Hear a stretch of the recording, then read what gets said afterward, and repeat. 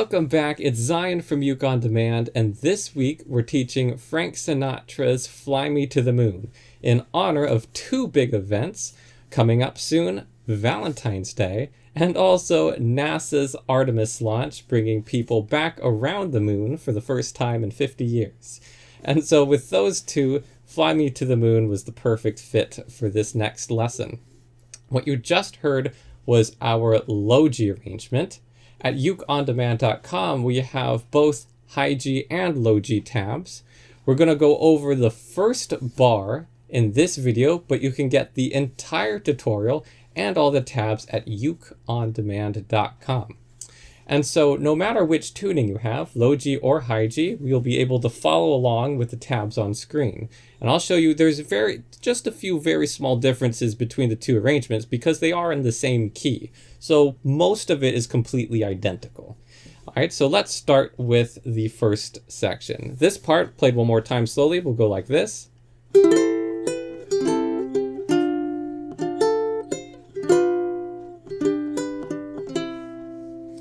And to do that, that was a high G version. I'm in the high G ukulele right now. All right, so for this part, we're going to start in an A minor 7.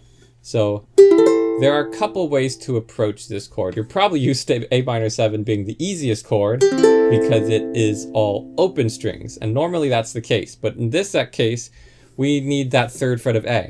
We need that higher C note. So to still make the A minor 7, we make this position. You're going to have the ring finger, or the index finger, on the third fret of A. You're going to have your ring finger on the 5th fret of E, and your middle finger on the 4th fret of C. So there's your A minor 7. If you want to make this arrangement even easier, you can substitute the E minor 7 for a regular C chord. That's totally fine. You can get away with that. It's a very similar chord.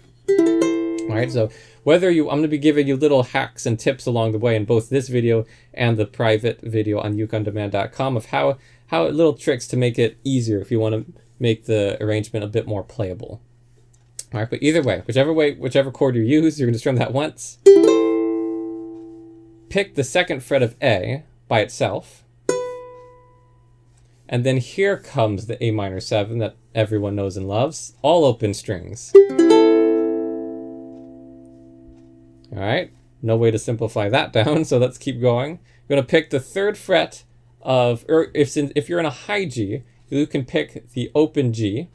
What you see on the screen right now is specifically our low G tabs, and because I will be going back and forth between the two tunings, so you can see how similar they are. But here's one instance. On the tabs right now is our 3rd fret of E, right there, because we need that G note. And you might be thinking, Zion, I've got a high G, why can't I just play the open G string since it's the same and easier to play? And the truth is you can. If you have a high G ukulele, you can substitute that for the open G. And on our high G tabs, it does say the open G string instead. The reason why these tabs on the screen, or at least the top row, which you see now, say 3rd fret of E is because if we tried to do that same trick with a low G ukulele, we'd be getting a note that's an octave too low. And so we need that 3rd fret of E. So 3rd fret of E is sort of a universal way to get that G note you're looking for, no matter what tuning you have, high or low. It works on all ukuleles. But let's keep going forward, and we'll go with a little bit with the low G now, just so you can see what's going on. All right, now you see the high G tabs and low G tabs on screen. So you see with the low G, this next section, we'll be strumming a D minor. So it looks like this, in case you don't know. Index finger on the 1st fret of E, ring finger on the 2nd fret of C, and middle finger on the 2nd fret of G. And you're going to strum that chord, just the top 3 strings, like that. And it's going to carry over. Now, if you see on your high G tabs underneath, you see that the only difference is we take out one string. We just take out the G string if we're playing with a high G, and it's just the two in the middle. All right, very small differences between the two. All right, but let's keep going. All right, this next note is actually not part of the lyrics. You see it underneath the other notes, fly me to the moon, every word under it has the chord or the individual note that we need to play. This extra note is all by itself. There's quite a gap between the word moon and the word let, and so just so it's not silence, we're just going to fill that space up with just a simple chord. We're going to fill it up with the one that you just played. So we'll just play one more D minor. All right, now we're underneath the word let, and that's also a D minor, so we don't have to move our fingers at all. We just get to keep the same position and strum all the strings this time. Then pick 3rd fret A, and now we're going to go into a G7, and you notice these next chords and notes are completely identical, no matter which tuning. All right, we're going into G7 now, which is going to be ring finger on the 2nd fret of A, index finger on the 1st fret of E, and middle finger on the 2nd fret of C. We strum that once. And that's underneath the word play. And you see the next note, it's going to be that open G string, and you see it's going to be if you're in a high G ukulele, you would use the 2nd fret of C, because that would be the lowest note. All right, but either way, that's not underneath a word. So that's, again, there's a gap between the word play and the word among. So we just fill that with a little bit of extra music, some chord melody.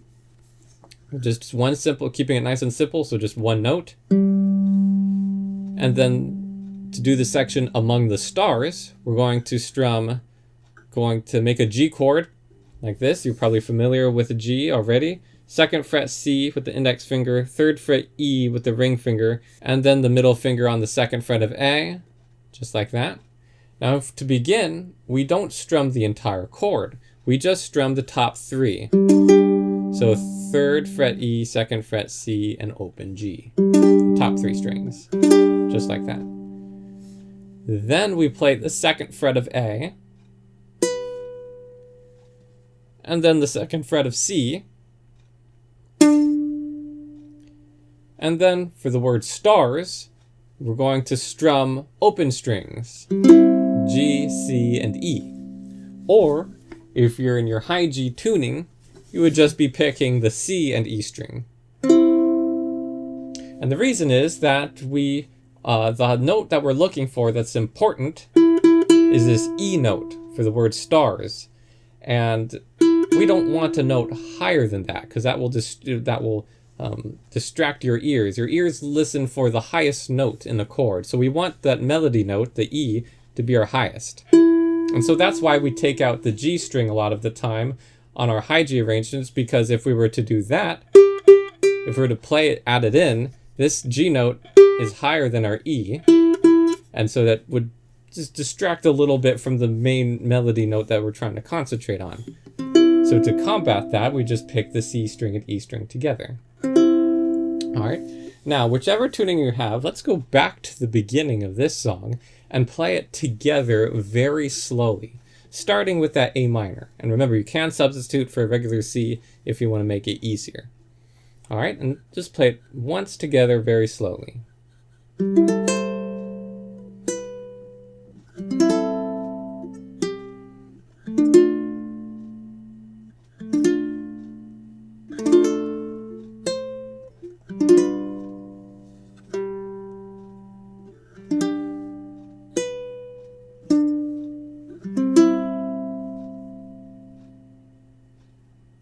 And one time a little bit faster.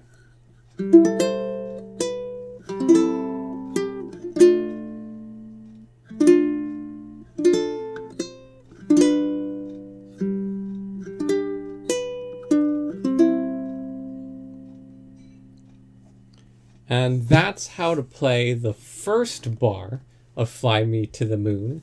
To get the rest of the song and all the tabs, head over to ukeondemand.com and subscribe below so you don't miss our upcoming fingerstyle tutorials. We'll see you next time.